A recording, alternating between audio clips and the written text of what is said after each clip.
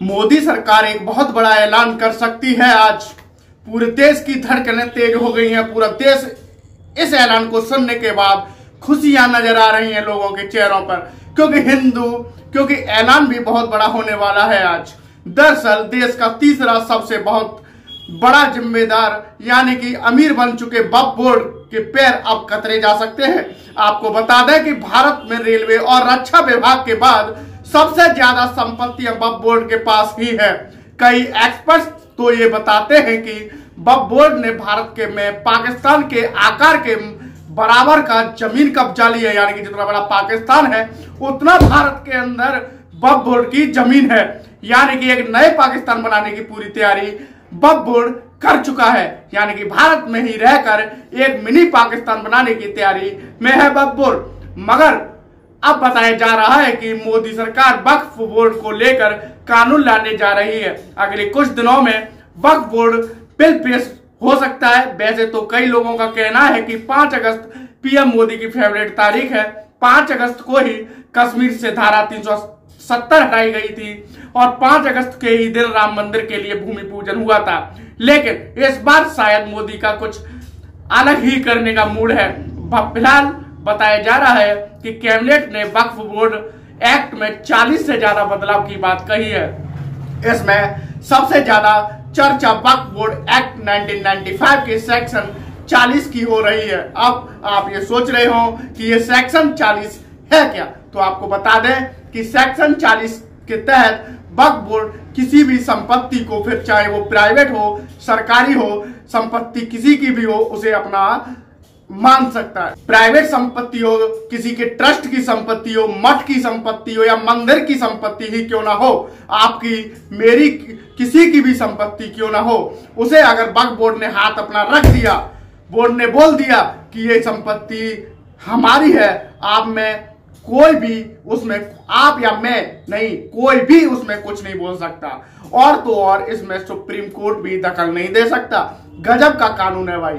मतलब कुछ भी खुद ही जमीन को अगर कोई, खुद की जमीन को अगर कोई छीनता है तो हम कुछ कर भी नहीं सकते, बोल भी नहीं सकते, मतलब कहीं जा भी नहीं सकते, कोर्ट भी नहीं जा सकते, पुलिस भी नहीं आ सकती।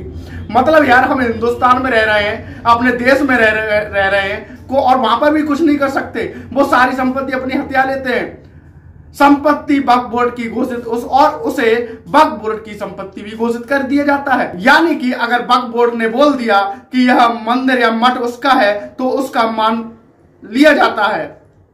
मतलब कर राम मंदिर में जो बना है उस पर वक्फ बोर्ड बोल देता है कि ये हमारा है तो उसका मान लेंगे हम। मथुरा में श्री कृष्ण का मंदिर है, उन्होंने बोल दिया कि ये हमारा, तो उसे भी मान लेंगे हम। और भी काफी मंदिर है हमारे हिंदू देवी देवताओं के, उन्होंने बोल दिया ये हमारा, तो हम मान लेंगे उसे। गजब का कानून है यार जो कि कांग्रेस लेके आई है। ठीक है, मगर अब प्रस्तावित संशोधन के मुताबिक बोर्ड के दावों का अनिवार्य रूप से वेरिफिकेशन किया जाएगा। यानी कि जो उसने जो बोला है उसे पहले वेरिफिकेशन किया जाएगा। वक्फ बोर्ड अपनी मर्जी से जो बोल देगा उसे वैसा नहीं माना जाएगा। इसके अलावा कई और बड़े बदलाव भी वक्फ बोर्ड एक्ट में किए जा सकते हैं। अब आपको वक्फ बोर्ड के बारे में कुछ डराने वाली जानकारियां बताता हूं। 1954 में वक्फ एक्ट पास हुआ था, जिसे 1995 में मजबूत कर दिया गया। वैसे तो बोला जाता है कि वक्फ बोर्ड के पास दान की हुई जमीन आती है, मगर एक्सपर्ट का मानना है कि अगर वक्फ के पास दान की ही नहीं बल्कि कब्जे वाली, ज्यादातर एक्रोचमेंट वाली जमीन है, एडवोकेट, वो आती है।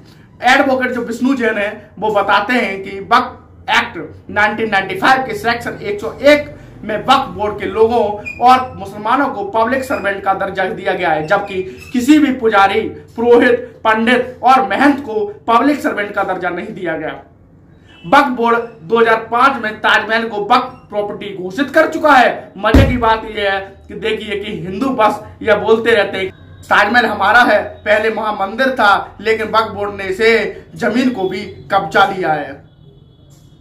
ताजमहल पर अगर कोई हिंदू गंगा जल चढ़ा दे तो उसे अरेस्ट कर लिया जाता है, और अगर वहीं पर मुस्लिम वहां पर नमाज पढ़ते हैं तो उनके ऊपर कोई कार्रवाई नहीं होती है, बल्कि उन्हें सुरक्षा पहना भी दिलाई जाती है।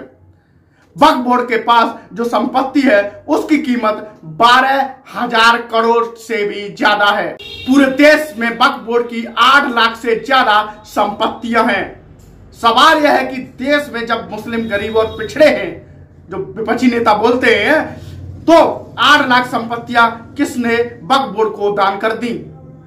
अब एक और होश उड़ाने वाली बात आपको बता दें कि नरसिम्हा राव की सरकार जो 1991 में प्लेसेस ऑफ वर्शिप एक्ट लाई थी, वही सरकार 1995 में वक्फ एक्ट भी लेकर आई थी। 1991 में प्लेसेस ऑफ वर्शिप एक्ट लाकर कहा गया था कि देश के सेकुलरिज्म को बचाना होगा, इसीलिए जिस धर्म स्थल की जो स्थिति है वह वैसी ही रहेगी, कोई नए मामले पर विचार नहीं होगा। मगर नरसिम्हा राव सरकार ने 4 साल बाद 1995 में वक्फ एक्ट को 1991 में प्लेसेस ऑफ वर्शिप एक्ट लाकर कहा गया था कि देश के सेकुलरिज्म को बचाना होगा, इसीलिए जिस धर्म स्थल की जो स्थिति है वह वैसी ही रहेगी, कोई नए मामले पर अब विचार नहीं होगा।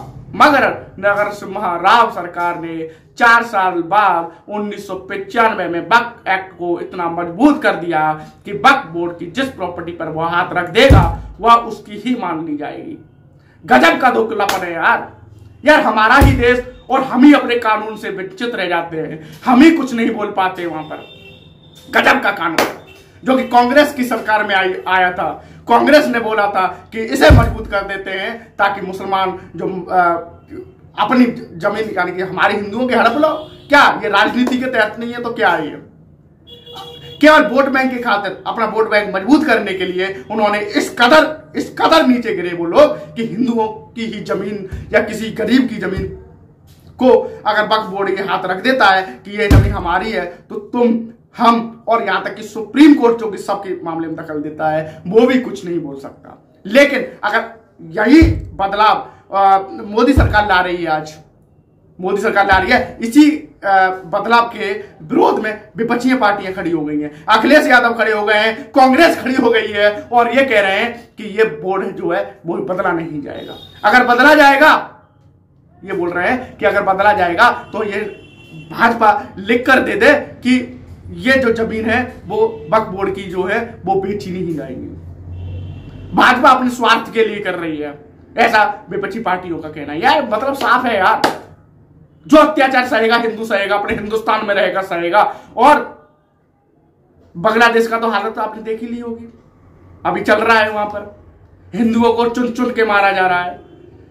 वहां पर 1 करोड़ 30 लाख से ज्यादा हिंदू हैं, उन्हें चुन चुन के मारा जा रहा है, उनके घर जलाए जा रहे हैं। कुछ दिन पहले पाकिस्तान में भी देखा होगा आपने कि पाकिस्तान में भी इसी कदर हालत हुई थी, हिंदुओं को चुन चुन के मारा गया था, उन्हें देश से भगाया गया था। और श्रीलंका का भी कुछ दिन पहले आपने हालत देखी होगी।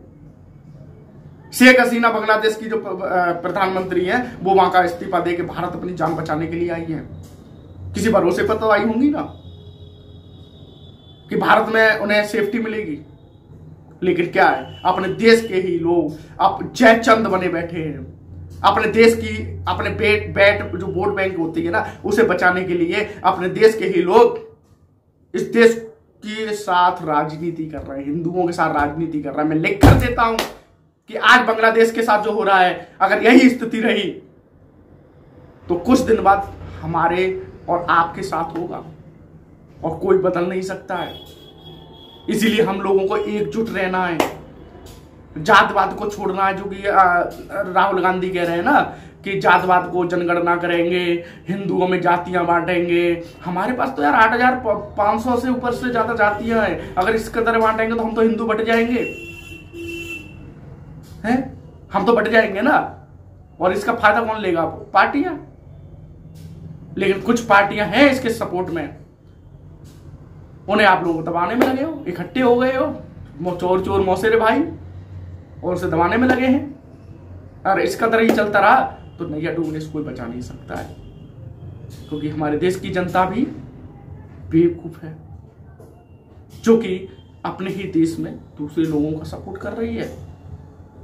तो इसीलिए आपसे कहूंगा थोड़ा एकजुट रहें, देश के पक्ष में फैसला लें और उसका साथ दें जो सही है, जातवाद के अंदर न जाए। इसी के साथ आज के लिए इतना ही, मिलते हैं किसी अगली वीडियो में।